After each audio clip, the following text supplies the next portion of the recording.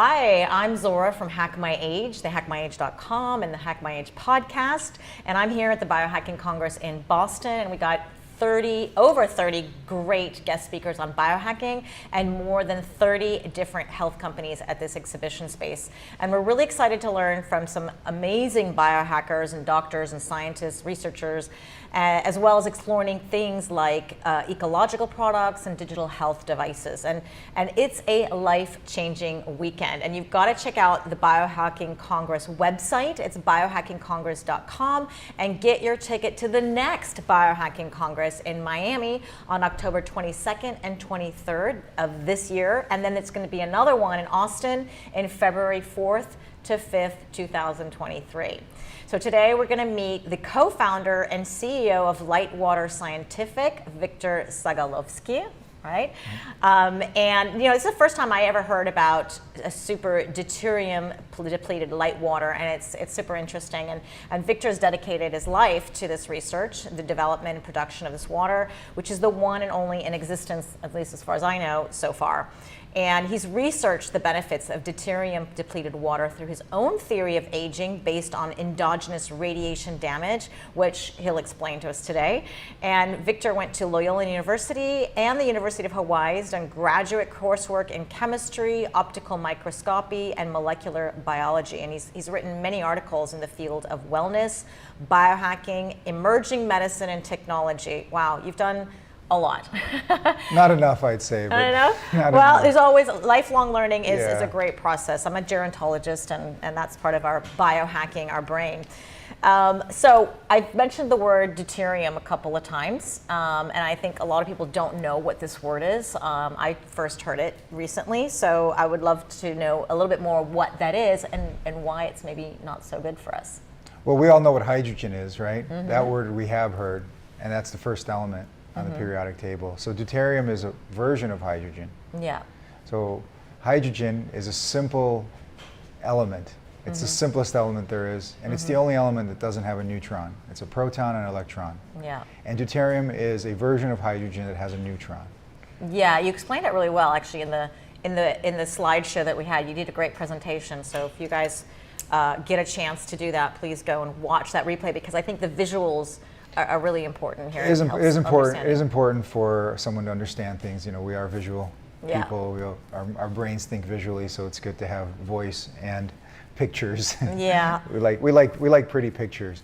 But deuterium is twice the mass of a normal hydrogen, and therein lies the problem, because the body mistakes it for a hydrogen. Not always, but as a simplified view, I would say that. And so where it takes a position meant for a hydrogen, it doesn't belong, because it's double the mass. So it's like caught by surprise, like it thinks it's hydrogen, and they're like, whoa, this is way too big. Kinda, Okay. yeah. It's like if you woke up tomorrow and you were twice the weight that you are now. Oh, wow. You know, you'd be like, wait a second, hold on. You know, I got to figure something out here. So it's like having a big lead weight on you. You know. So that extra neutron is responsible for this. But because it's still hydrogen, it does what hydrogen does. It binds with oxygen to create water. Okay. So it behaves in a similar way. Behaves in a similar way, but it misbehaves. Okay, that's a good way to put it. It misbehaves. Why is it? How does it misbehave? Yeah. Well, it misbehaves because it's mechanically mechanically in their mitochondria we want the protium form of hydrogen, which is the simpler hydrogen. 99.98% of all hydrogen in the universe and on Earth is in this protium form, which is the form that we use to produce energy. Yeah. And then the other part is this deuterium part. And there's also another isotope of hydrogen, tritium, which we don't really talk about because it's just there's not much of it. Okay. But deuterium, there's enough on this planet to do damage, and there's enough in our bodies to do damage. Okay. And it misbehaves by not following the rules that hydrogen follows, and not breaking the rules like hydrogen breaks. So it's not able to break some of the rules of physics like hydrogen, because in my lecture I talk about that we break the law of physics in order to exist. Yeah. Okay. And we do that through quantum tunneling. Yeah. And explain quantum tunneling a little bit. You had a little visual for us back there to see that, to understand it, but how would you explain it without the visual? I did. So quantum tunneling is, let's say you have a hill. Yeah. And you want a particle or element, molecule, whatever. You want something to get over that hill because it's got work to do. I got to get to work, right? Yeah. But you got to go over the hill to get to work. So you got to go up and you got to go down. That's energy. You know, you need kinetic force to do things like that. But hydrogen says, I don't have time. I've got work to do. So it tunnels through the mountain instead. And you go, how did you do that?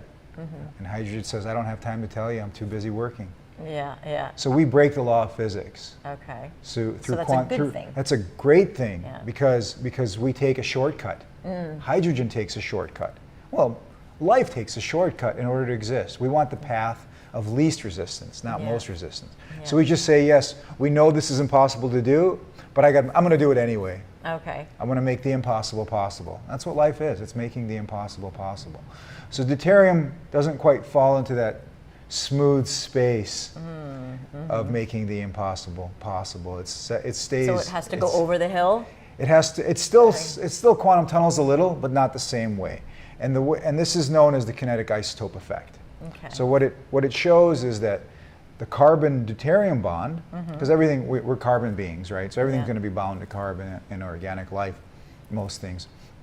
So you have a carbon hydrogen bond and you have a carbon deuterium bond. You say, what is the difference? Carbon deuterium bond disassociates 9 times slower. Oh, You see, okay. so it it's not just as slow. efficient. It's it slows everything down. Deuterium just slows things down. So that's how it's affecting.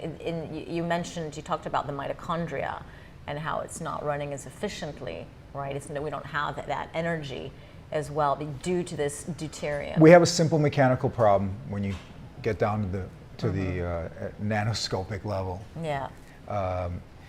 In the mitochondria, there's the Krebs cycle and the electron transport chain. And I just want to focus on the end of the electron transport chain, which is the ATP synthase nanomotor. Because this is where the bulk of ATP is made Okay. in our biology. Yeah. Okay, and this is a motor generator that runs on protons from hydrogen. Okay. So what happens when you put diesel in your gas engine? Yeah. It destroys it. So we have this little destruction happening every 5 seconds. Based on the amount of deuterium we have in our atmosphere, every 5 seconds, those little motors, those nanomotors, instead of getting the proton, they get a deuteron. And a deuteron is a proton and neutron pair. Yeah. So you've got a square peg. You got a square hole, sorry, and you want a square peg. Yeah. Well, or opposite, round peg, round. Yeah. Either way, this doesn't fit. Yeah. So it's like putting a square peg in a round hole, Yeah. essentially. So it doesn't fit. So what it causes are these motors, these ATP synthase nanomotors that produce our energy, to produce ATP. It causes them to stutter. It causes them to shake. It causes shear and breakdown. Ultimately, it weakens them. Ultimately, it causes so much stuttering that it causes leakage in the membrane. Membranes are really important to us. Yes. We need them to be tightly sealed. We need to be tightly sealed, and so you can have a gradient. So if you have more protons here, then you have less protons here. They want to get in, right? Yeah. They want to spin that motor. And if you have leakage, then you equalize, and then nothing happens. No energy is produced. Then what happens to the cell? It goes into a state of suspended animation, right? Senescence, going, okay, can I recover from this? And the answer is no. And then it goes to apoptosis, which is cell death.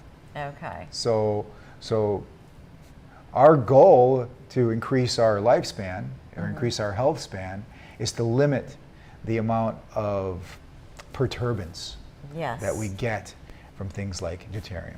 And deuterium being the biggest, the most abundant natural contaminant in our atmosphere. We have a lot of... Really? That's yes. the most abundant natural, because there's so much water, in the sense that we're So much eating the water from the and- food, it's in everything, yeah. So it's a natural contaminant, and it's the worst natural contaminant because it affects us metabolically.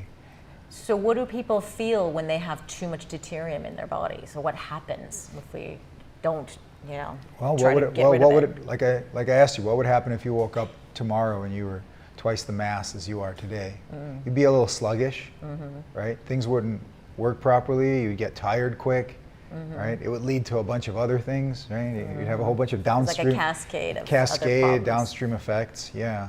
So Yeah. So it slows down metabolism. That's why when you have deuterium and you make that into water, it's called heavy water. It's heavy on the body, it's heavy on the mind, it's heavy on the soul. It's just heavy. Yeah. And you want to be light. We're light beings. Yes. Both figuratively and yeah, we want to be physically more light and be able to do more things. So, okay. So we're literally want to be lighter and have more light. And so that's then deuterium is like bringing us down. This is the way it's I bringing us understand down. it. And it's causing this damage, and we want to be light. We want to remove this deuterium. We want to reduce it. I don't think we could ever remove all of it. But we want to reduce it because biology has set up mechanisms. I mean, this has been going on for over 1 billion years. So you would think, okay, we might have invented some processes to limit the amount of deuterium that comes into the electron transport chain. And we have. Yeah. But it's higher now than what we're used to.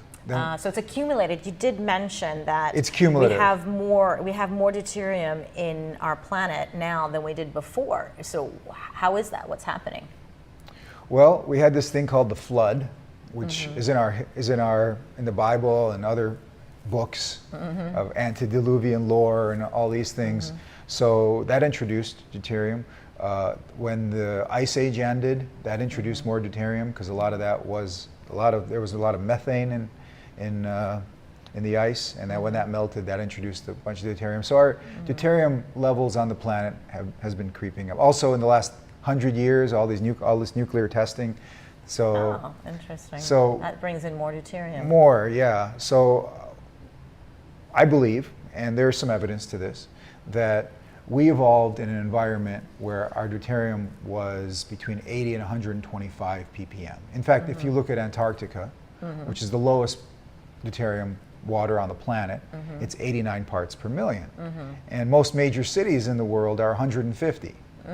Okay. So this is water that's locked in time from 80 million years ago. Oh, okay. And when you look at 80 million years ago, you see the plants were bigger, you see the animals were huge, massive. Yeah. Ferns, 5-story ferns, animals that are 5 times the size of what they are now. And this was because they were lighter. The earth was lighter. There was less deuterium, so things were able to grow better, grow bigger.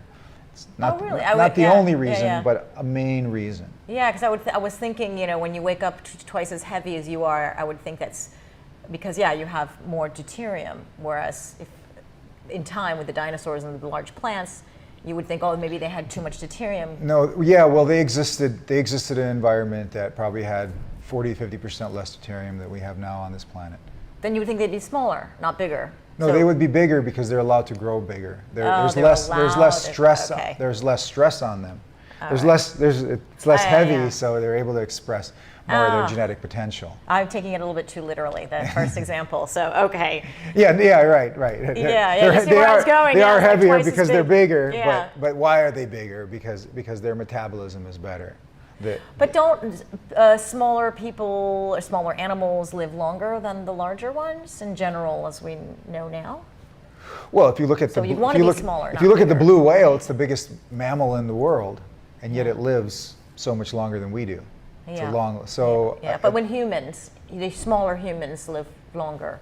I don't know if that's been proven, no? but I know the science that you're citing. Yeah, because tall people, big people, they don't live as long as smaller people. But it's really a metabolic thing, right? So if you remove the heaviness from our metabolism, then you have more ability to not only improve your self-healing ability, but also pass that on to future generations. So it's cumulative, not only cumulative in yourself, in your epigenetics, but also in your genetics, in what you pass on. So the studies that originally they did in the 60s when they discovered this anomaly, where in some places in the world you have water that has less deuterium, and they studied it, they saw that plants grew bigger, animals grew faster maturity, but they also found that generationally, when they were testing mice, because it's a great way to test many generations because their lifespan is so short, they found that when they were consuming food and water, specifically water in this case, but there were some tests on food that was lower in deuterium, but when they're consuming water that had lower deuterium in it, they were able to have more young, more offspring, healthier offspring, and that got passed on to future generations. So not only did they come to maturity faster, they were more virile, but they were also bigger and healthier and had a bigger litter. And the opposite was noticed when you introduced heavier water. In fact, by the third generation, these mice could no longer reproduce. They lost their ability to reproduce. They became sterile. No matter how big you or small you are, you'd want to. I mean, you just want to reproduce, and right? It's pure, because if you give somebody pure D2O, pure heavy water, they'll die. They'll die on the 5th day. Oh, really? And it's water. It looks like water, smells like water. You wouldn't be able to tell that it's different. Maybe an ice cube will sink. Maybe that's a good ice cube sink. I don't want to drink that. That would be scary. But that's not something you'll find in nature is heavy water. But just for the sake of experimentation and learning more about this, these are some of the experiments that they tried. And they saw, okay, this water will kill you. Will kill you if you had that much. Because it's not compatible with our biology, with our metabolism, with our mitochondria. Yeah. So, okay, then that makes sense. So let's say we've established that deuterium is not such a great thing to have in our body. We can't remove it completely. How can we eliminate it then from our life or be aware of the things that we can do? I know in the lecture you mentioned the ketogenic diet would be one way. So before we started our company and made light water, deuterium depleted water available to people, what's another way you could do this if you don't have that? Yeah. And yes, a ketogenic diet. Interesting. How does that work? Because nature's strategy is to deplete the fats of deuterium and load the carbs. So fats will have a lower deuterium. Fats will be closer to what our body needs, 125 ppm. Carbs are going to be 150 or higher. Okay. And because of processed foods, often they are higher.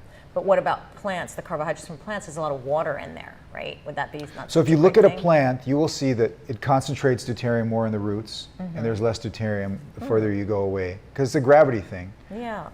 Heavy at the bottom, light at the top. Light at the top. Huh. Yeah. Interesting. So do you follow the ketogenic diet? I do. Yeah? I do. Mostly keto adapted. I've been doing it for over 12 years, so I mean, I like fasting. Fasting is another one that can help deplete the deuterium. Oh yes. Oh, okay. I love the state of feeling empty, the emptiness. Light, right? Light and empty. And when you are fasting, and assuming you're doing a dry fast, which means no food or water. Yeah, I guess you couldn't drink water unless it's deuterium depleted water. A fast is so much more effective if you just cut out everything, including water. Yeah. Okay. So that's called a dry fast. Yeah.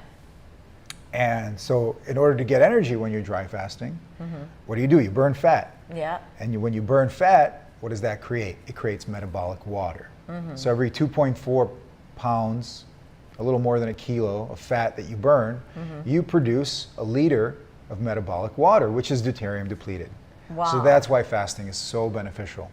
That's amazing. So when we talk about fasting, it's such a broad term. So if somebody says, okay, I want to remove or reduce the load of deuterium, I'm going to start some ketogenic diet and do some fasting. But what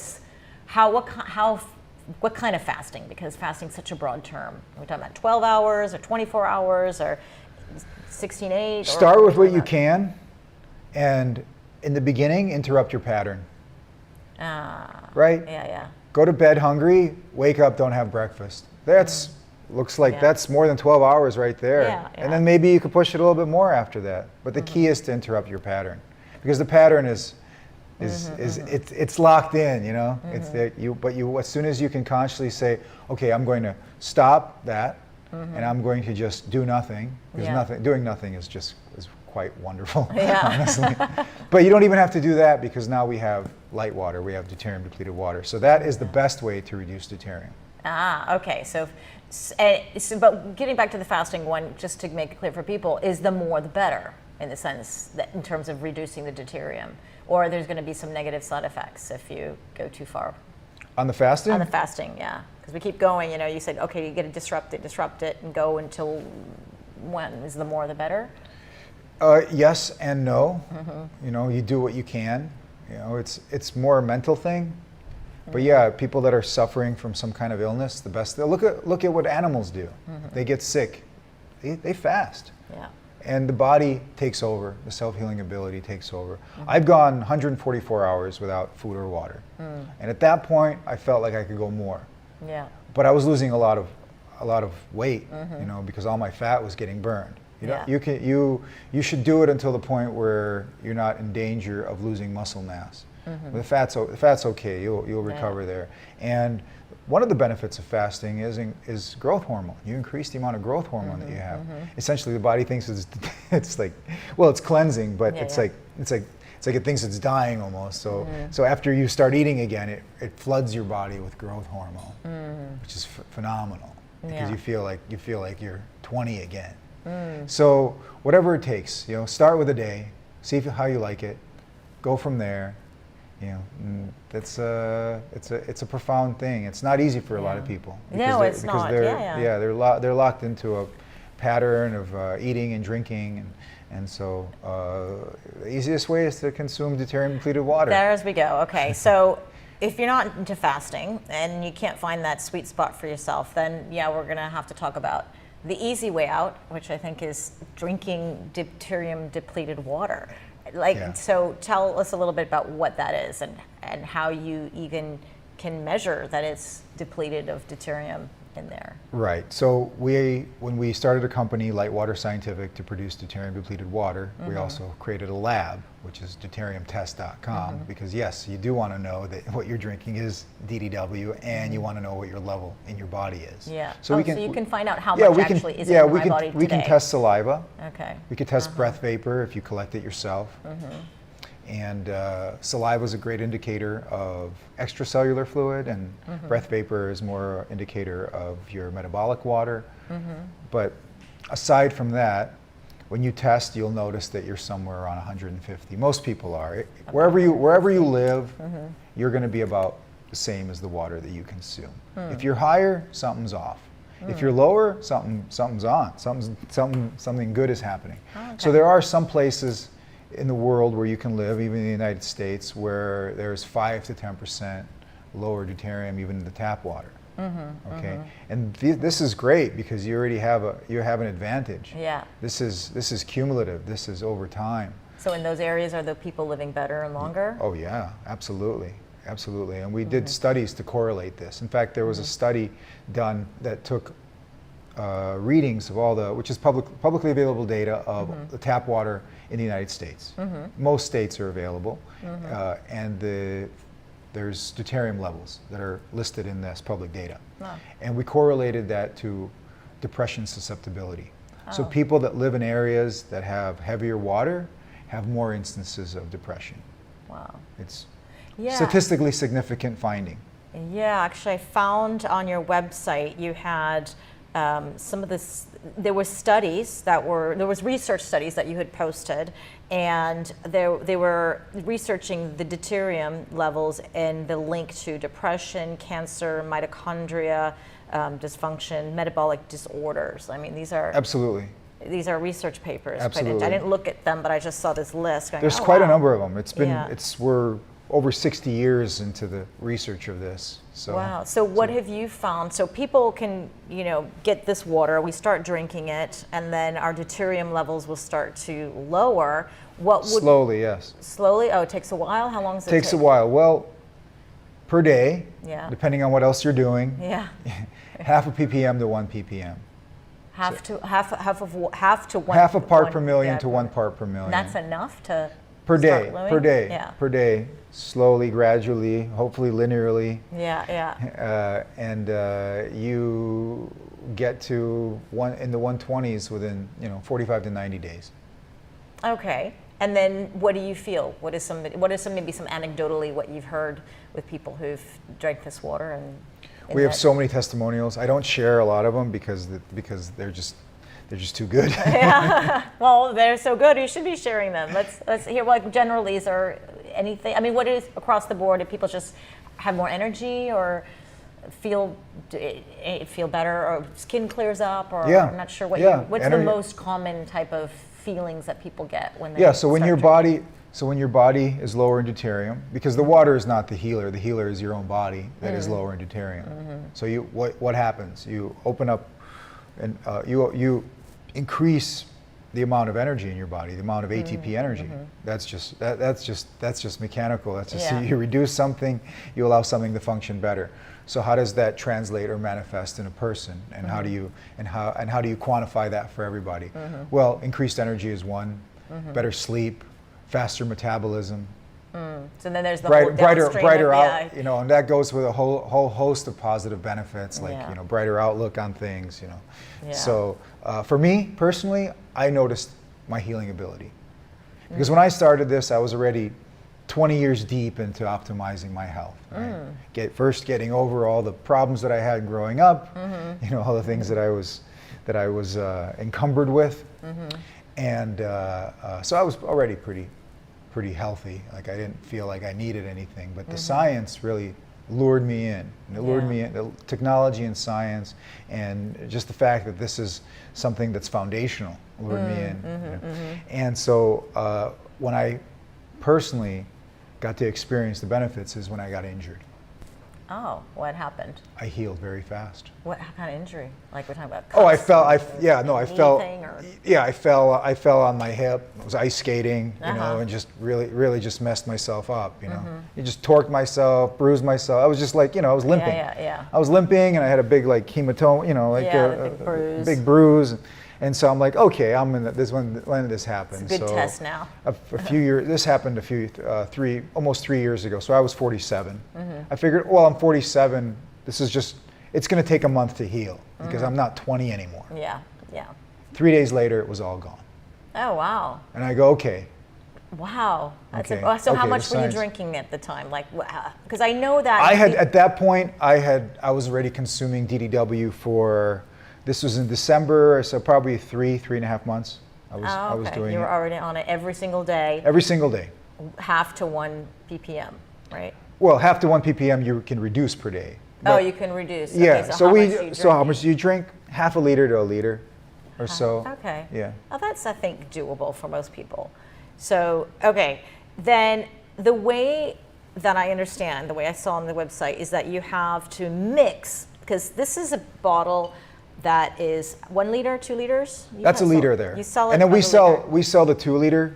So the best one, the most affordable is the 2 liter. Okay. Because it comes in plastic and it's just cheaper to ship than the glass. So it's the and we blow our own plastic. It's BPA free. Yeah. Oh, that's good to know. Yeah, we try to do everything, and I wouldn't, I'm a real purist.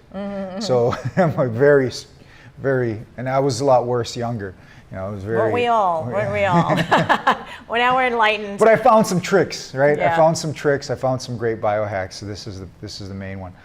So it allowed me to do other things that earlier in life I would have limited myself from those, because I was extreme. Yeah. And I was extreme because I got a taste of illness that I didn't like it. And I didn't want it again.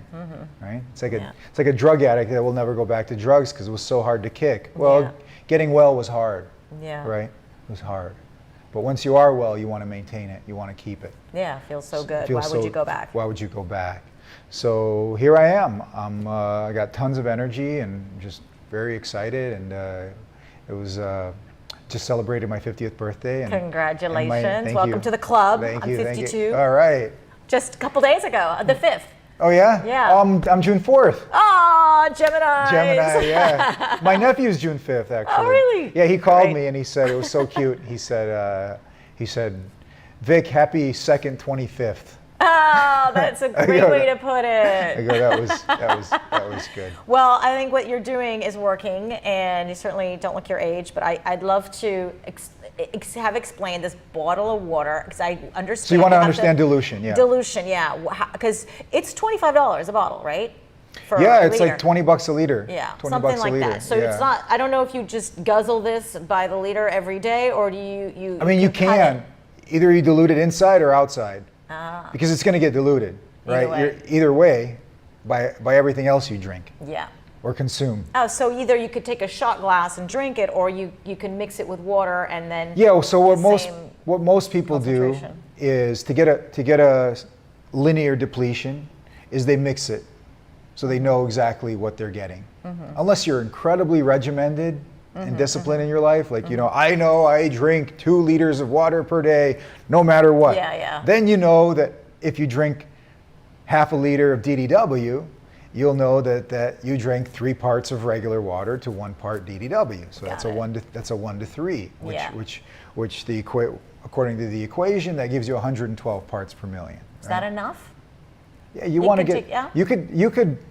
You can dilute it 5 times, or you can dilute it 1 time, or you could not dilute it at all. In the beginning, you're not by drinking more of it. You're not going to necessarily deplete faster. You maybe a little faster, but in the beginning, your body's just going to drop half a ppm to 1 ppm of deuterium. Whether it's a shot glass or Whether half a liter you or drink 1 liter. whether you drink a liter of 120 ppm water, or whether you drink a liter of 10 ppm water, your body is gonna, there's a limit per day that you're gonna be able to flush out. I mean, you could quicken that. You could fast. You could be ketogenic in your can add dietary other approach. things, You could do sauna every day and sweat it out. That's very beneficial for lowering your deuterium faster. Really? But fast, slow, does it matter? This is a longevity play. Yeah. This is a slow and steady wins the race type of play.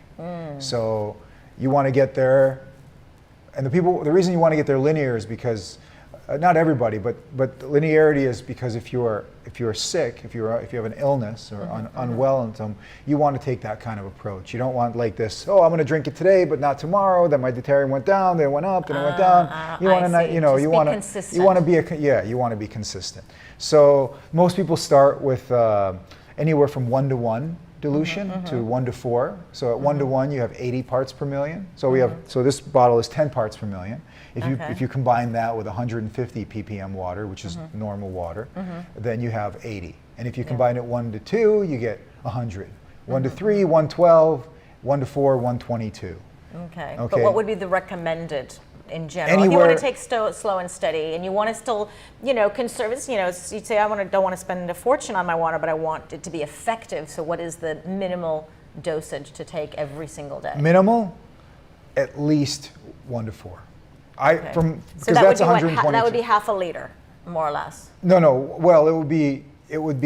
Depending on how much you drink, I guess. It would be a liter or half liter and 4 parts. Is there one part DDW, 4 parts regular water. Okay, so if you that would be the normally- minimum. Yeah, that would be the minimum. That's saying you normally drink 2 liters of water,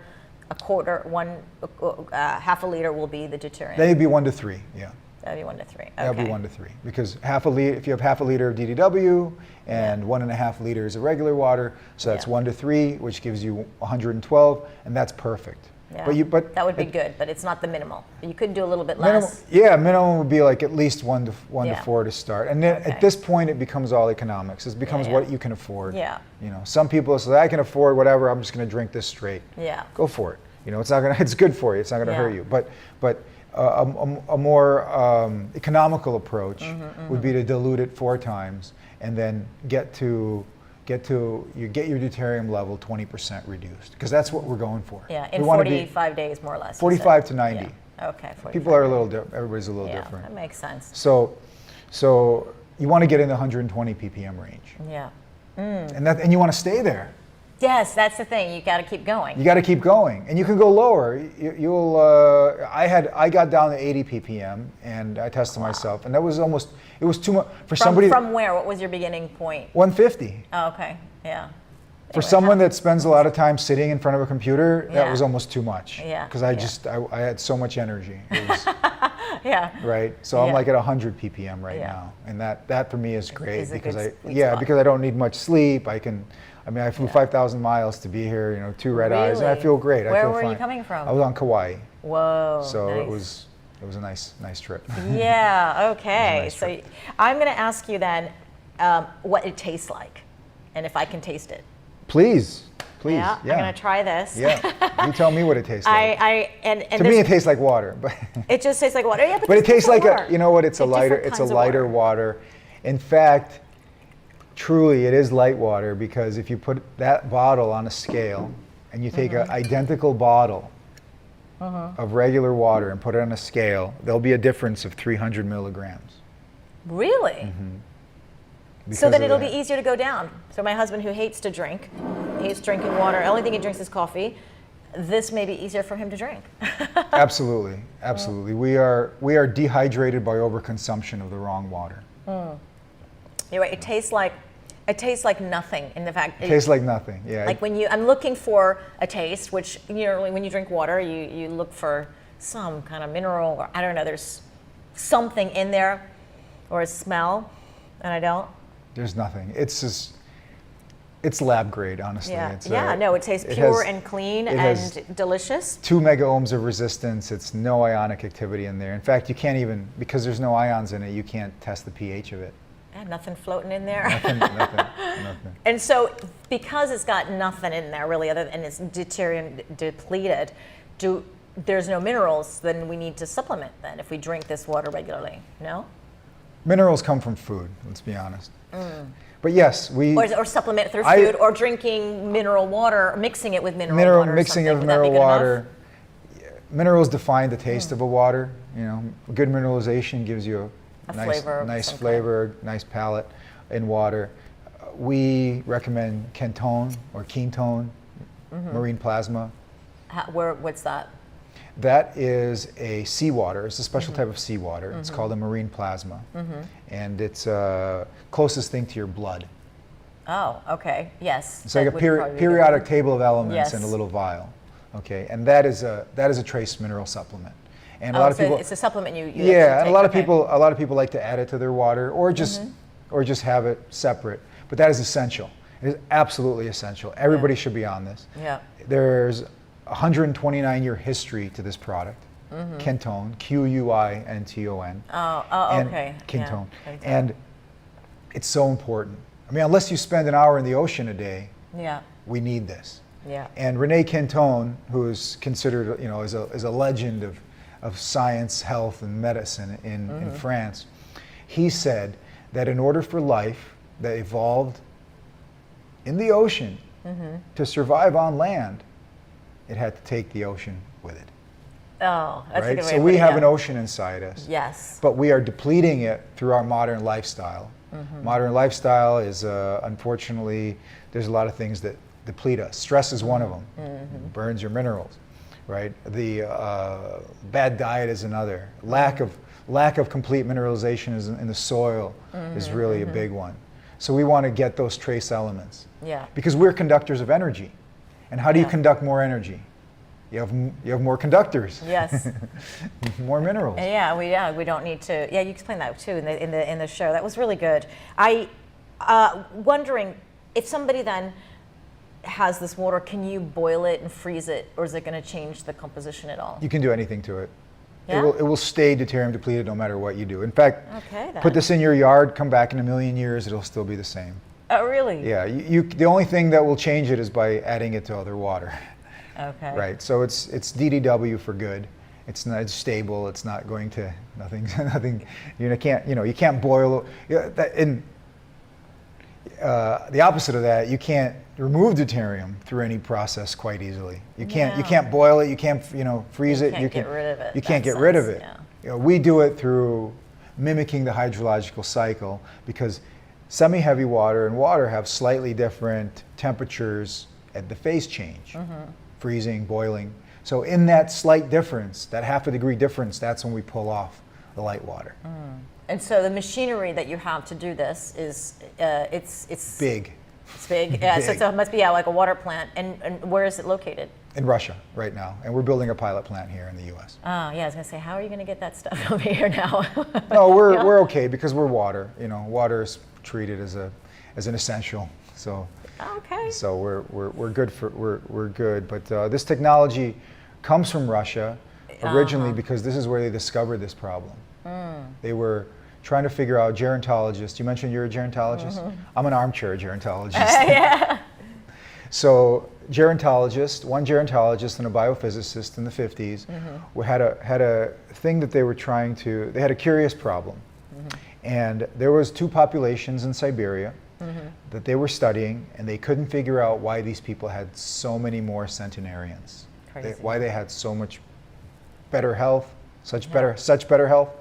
And living in Siberia. Living in Siberia, right? mostly like Eskimos. Yeah. And it's they didn't. A tough life. And no, it was a very tough life, Yeah. right? Yeah, especially back then when they had to heat their homes not with natural gas, but they had to actually have wood, and so you got all this carbon Breathing, soot. yeah. You know, you don't have any vegetables. It's a tough life. Yeah. But yet these people had, surviving, like something was it, I think 324 centenarians per 1 million, and everywhere else in Europe it was like 5 to 10. Were they essentially larger than the rest of the population, like bigger? I don't know. I've Or- never been there, so Okay. I can't quite. They didn't write about that. Were they Okay. bigger in stature? I don't know, Yeah. because it wasn't cited in the literature that Okay. they were. At least I haven't investigated that part of it. That would be But interesting. they were definitely hardier. Yes. They were definitely hardier. So they measured everything they could. You know, Yeah. their diet, their lifestyle, their spirituality, and then they got to the water, and they said, oh well. They tested the water for everything. And then this was the 50s, so deuterium was only discovered not too long before. It was only discovered in 1931 that it even exists. Yeah. So it was like 15 years later. It's like, so they're looking at this, say, let's look at this deuterium thing. Sure enough, their water had 16% less deuterium. Interesting. This is what popped this whole thing. This is where this discovery comes from.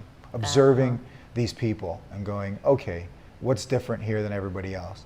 16% lower deuterium, explaining their longevity, because nothing else could explain it. Then they repeated the tests on mammals, lower life forms, plants. Sure enough, they got the same results. Repeated it in the United States as well at the time. I think they published in either 61 or 63 in the US, and their conclusion was that deuterium is incompatible with life. Interesting. So but we lower- have to have some amount of deuterium, right? Well, What we if can't get had away no from it. deuterium? We can't get away from it. Yeah. It's in our food, it's in our water. Yeah. Just lower it by 20%, Yeah. and then many problems start to go away. Incredible. What I really excited about this too, well, you just mentioned this the last moment, that you have this hydro shot, a nitric oxide boost. And to me, when I'm reading the ingredients, molecular hydrogen infused purified water, deuterium depleted water, you got a little bit of erythritol in there to have some flavor, and I'm just, this And is like citrulline, and citrulline and citrulline, you got a to bunch of produce other nitric stuff. oxide, yeah. Okay, yeah. I mean, reading it's incredible. It's like a biohacking drink in here. And It's a true functional energy beverage. yeah. So yeah. So Tell me a little more about this is our friend makes this. Our friend Kurt at H2 Bev, and he's really the.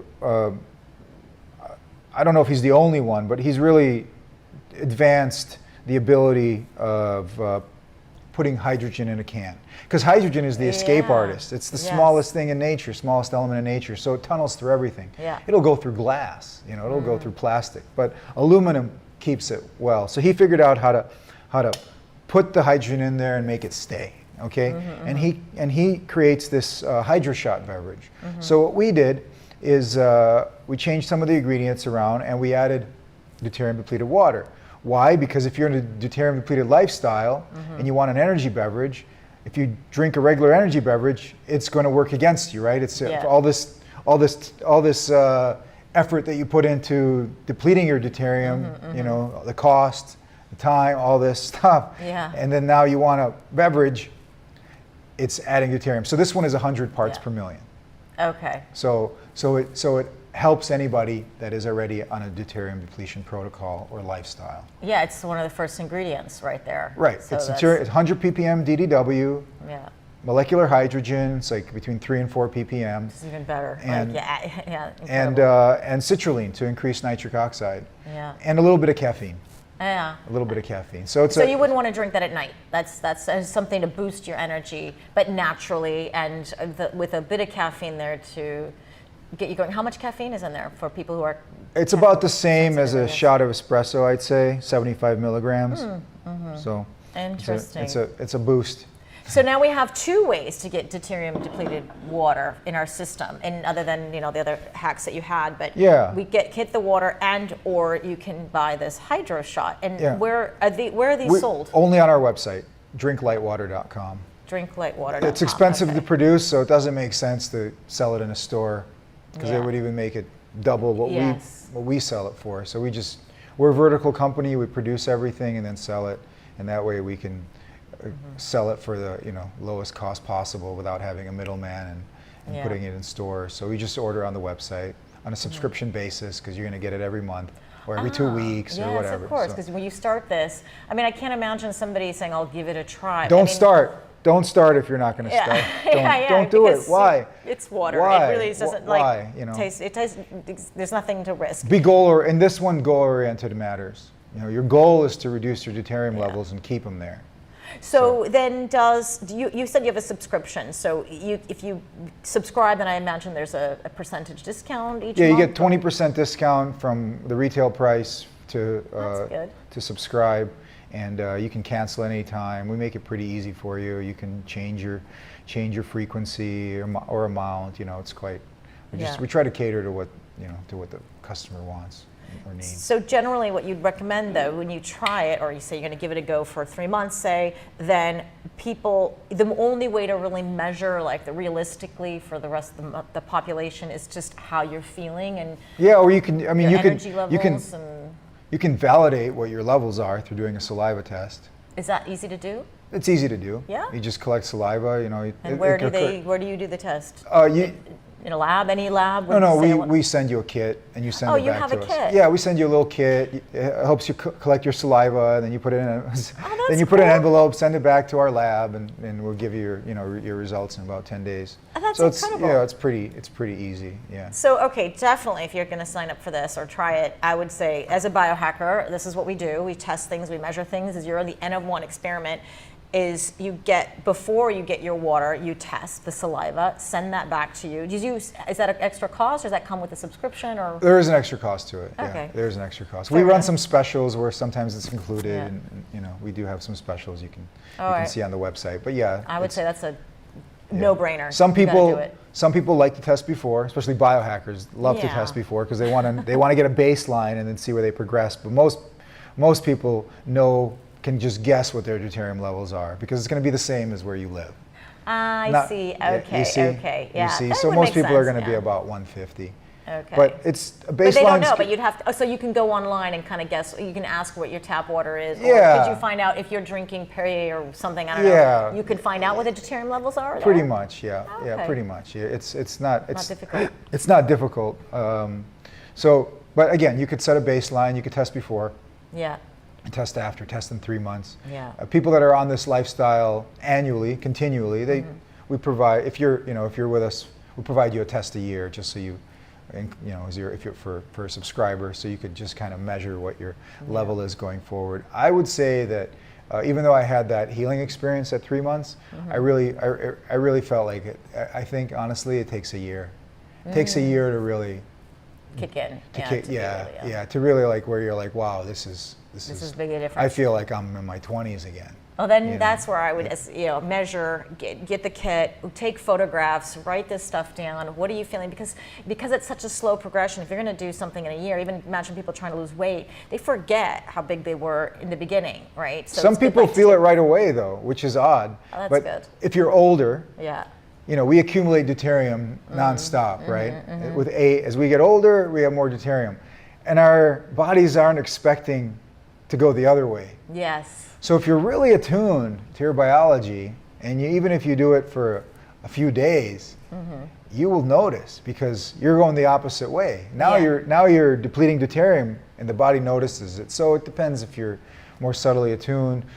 Sicker people feel it faster, not for every illness, but certainly the older you are, the quicker you'll feel it because you have more deuterium.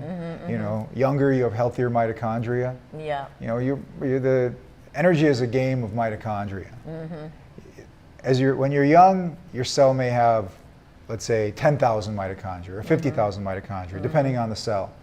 And that same cell that's been dividing all this time, when you're older, say 50 years passes by, Now you have a fraction, maybe 1,000 mitochondria in there, maybe less, maybe 500. So the factories are gone. Factories so you're gonna be closed. slow. Your Yeah. factories closed down, and it's hard. You know how hard it is to restart something once it's closed. Yeah. So don't get to that point. That's what I'm preaching. Is just stay functional, optimal in your health for your entire life. Prevention is key. It's everything. Yeah. It's everything. Yeah. Great. Well, this is chock-a-block full of information. Thank you so much. It's a great note to end on. Thank you, Zora. I really am excited to learn about deuterium and deuterium-depleted water. I have to say it tastes fantastic. I'm excited to try this as well. So, hi, thank you everybody for listening and watching. I hope you really learned something new. I guarantee you probably haven't heard of deuterium before. So thank you so much, and we'll see you then next time. Thank you. Thank you.